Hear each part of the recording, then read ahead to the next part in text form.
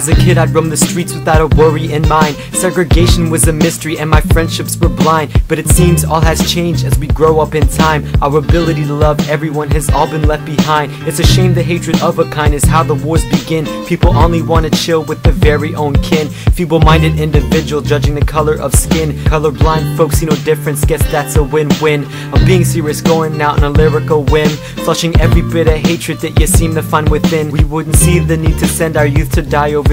War infects every country like pandemic disease. Hatred spreading like forest fire, lighting up trees. While governments waste money and the economies freeze. They say that religion is the opiate of masses. Brainwashed youth risking their own asses. Don't need anyone to protect me, I know that God will. But doesn't the Bible say that thou shalt not kill? The fate of some thousands rests in the hands of a few. To me that's a hard fact to swallow and yet alone chew. Violence surrounds us, portrayed by the media, cause CEOs and execs are all getting greedier. Dead bodies on the screen and we act like it's normal. We don't cringe or shed a tear, where the fuck are our morals? The criteria for war is who can flex the most arms, who could build the most bombs, who could cause the most harm. A victory in their eyes is who has the most guns around, but happiness goes to those who could keep their guns down.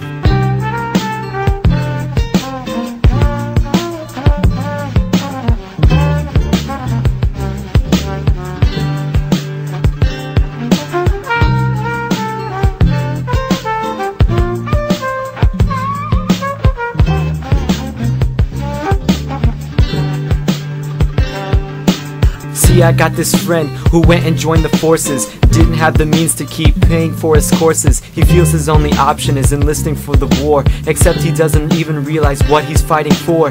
During all the hard times he searched for a sign, but they never showed up, so he's stuck on the front lines. He went off to boot camp and excelled among his peers, trained to ignore the bullets whizzing by his own ears. Stripped of all emotion while he's on the battlefield, in the heat of the moment had to keep his eyes peeled, shouting out orders to the men right by his side, knowing one wrong call would be his fault they died. He called out flank right as they provided fire, not realizing consequences would be so dire. As the youngest of the squad got shot and struck dead, they had to leave him behind as they went on ahead. Looking back at the kid, convinced it was his fault, they couldn't stop now, had to go on with the assault. Continued fighting forward with tears in his eyes, towards gun blasts like maelstrom from the skies. With fury in his mind, he unloaded the clip.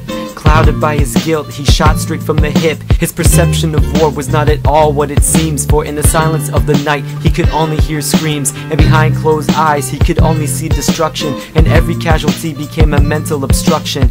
Every day he wakes up and he's thankful he's alive, then his mind begins to run and anxiety revives. He took a look around and saw the buildings were beat, took a look down, saw devastation on the streets. He finally realized the monstrosity of war, yet he still has no idea what the fuck he's fighting for.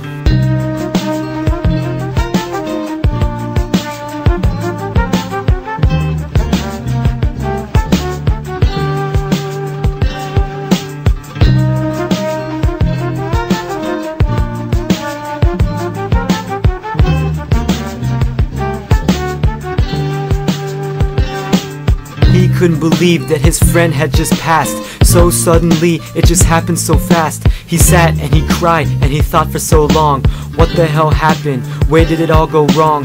Back at camp he tried to get his nerves to set. He sat down, took out and lit up a cigarette. Though he did his job, there was a great sense of regret, as all he could think about is that lifeless silhouette. He muttered, "Forgive me," under his own silent breath. "Please will you forgive me for leading you to death?" Being robbed of life, maybe you'd call it theft. War isn't about who's right, but about who's left.